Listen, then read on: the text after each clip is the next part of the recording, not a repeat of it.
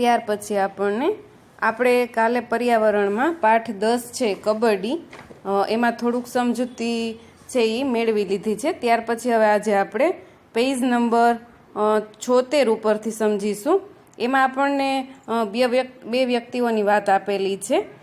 એક તો કર્ણમ મલેશ્વરી છે અને બીજી છે સરિતા ગાયકવાડ। તો આપણે પહેલાં કર્ણમ મલેશ્વરી વિશે જોઈએ। આપણને એનો અહીંયા સાઈડમાં સરસ મજાનો એક ફોટો પણ આપેલો છે અને એના વિશે થોડીક માહિતી આપેલી છે, તો તે આપણે જોઈએ।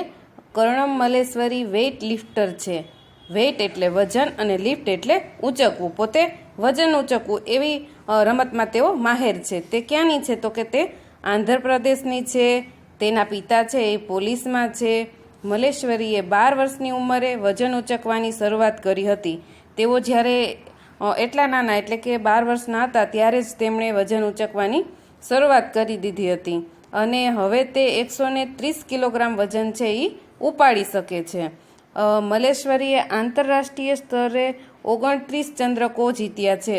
જો ખૂબ સરસ કહેવાય, એટલું આંતરરાષ્ટ્રીય સ્તર ઉપર તેણે આટલા 29 ચંદ્રકો જીત્યા, તો એણે પોતાના ક્ષેત્રમાં છે એ કેટલી ખૂબ જ મહેનત કરી હશે। ખૂબ એટલે ખૂબ જ મહેનત।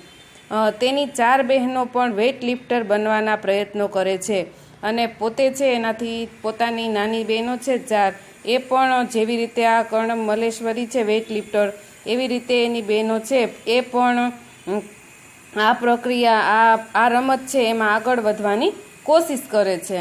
ત્યાર પછી આપણને બીજું આપ્યું છે સરિતા ગાયકવાડ। એનો ફોટો પણ આપણને સરસ મજાનો પાછળ ફોટો આપ્યો છે। પોતે પાછળ ભારતનો રાષ્ટ્રધ્વજ ઓઢ્યો હોય એવું આપણને દેખાય છે। તો જુઓ, એમાં આપણે જોઈએ કે શું છે તેનું, તો કે 1 જૂન 1994 ડાંગ જિલ્લાના કરાડી આંબા ગામે જન્મેલી સરિતા લક્ષ્મીબાઈ ગાયકવાડ ગુજરાતની દોડવીર છે। જો એ આપણે ગુજરાતની જ છે અને એનો જન્મ છે એ ડાંગ જિલ્લાની કરાડી આંબા ગામે છે ત્યાં થયેલો છે। તેના માતા પિતા ખેતીકામ સાથે જોડાયેલા છે। એકદમ સામાન્ય એના માતા પિતા છે એ કોઈ ભણેલા નથી પણ ખેતીકામ સાથે જોડાયેલા છે। સરિતા 400 મીટર દોડ અને 400 મીટર વિઘ્ન દોડમાં નિષ્ણાત છે। તેણી 400 મીટરની દોડ અને 400 મીટરની બીજી એટલે કે વિઘ્ન દોડ એમાં નિષ્ણાત છે। એશિયન ગેમ્સ 2018માં તેણે 4x400 મીટરની રિલે દોડમાં સુવર્ણચંદ્રક પ્રાપ્ત કરેલો છે અને 2018ની જે ગેમ હતી એશિયન ગેમ, એમાં એણે સુવર્ણચંદ્રક પ્રાપ્ત કર્યો છે। હાલ સરિતા ગાયકવાડ ગુજરાત સરકારના બેટી બચાવો અભિયાનના બ્રાન્ડ એમ્બેસેડર પણ છે અને અત્યારે પોતે છે બેટી બચાવો અભિયાન છે એની પોતે બ્રાન્ડ એમ્બેસેડર છે। ત્યાર પછી આપણને નીચે અહીંયા 3 બહેનોની વાત કરીને આપ્યું છે। તો એમાં આપણે જોઈએ કે અહીંયા આપણને એક ફોટોય દેખાય છે સરસ મજાનો, એમાં 3 બહેનો દેખાય છે આપણને। આ ફોટોગ્રાફ જુઓ, તેઓ સાદા સરળ દાદીમાં જેવા નથી લાગતા, પરંતુ તેઓ વિશેષ છે। કારણ કે આ ફોટો છે એની મોટી ઉંમરનો છે, તેઓ દાદીમાં જેવા નથી લાગતા પણ તેઓ કંઈક વિશેષ છે। તો કઈ બાબતમાં વિશેષ છે એ આપણે સમજીએ। ફોટોગ્રાફ 3 બહેનોનો છે। 3 બહેનો છે, આ 3 ફોટામાં આપી છે, એના નામ આપેલા આપણને છે જ્વાલા, લીલા અને હીરા। તેઓ મુંબઈમાં રહે છે। તે 3 કબડ્ડી રમતા હતા। તેણી 3 છે એ મુંબઈમાં રહે છે અને 3 કબડ્ડી રમતા હતા અને બીજાને પણ શીખવાડતા હતા।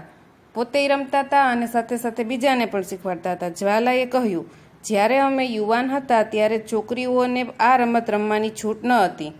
તેઓ જ્યારે પોતાની યુવાનીમાં હતા ત્યારે કબડ્ડી જેવી રમત છે એ છોકરીઓને રમવાની છૂટ ન હતી। જ્યારે લોકો વિચારતા કે જો છોકરીઓ આવી રમતો રમે તો તેમની સાથે કોઈ લગ્ન નહીં કરે।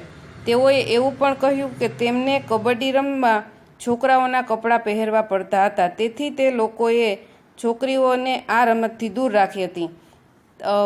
લોકો એવું વિચારતા કે જો કબડ્ડી છે છોકરીઓ રમે તો એમની સાથે કોઈ લગ્ન નહીં કરે અને છોકરીઓને કબડ્ડી રમવા માટે છોકરાઓના કપડાં પહેરવા હતા, એટલે જ આ રમતથી બધા એને દૂર રાખતા હતા। હવે આગળનું છે એ આપણે પેજ નંબર 77 ઉપર એટલે કે આના પછીના નેક્સ્ટ વિડીયોમાં જોશું।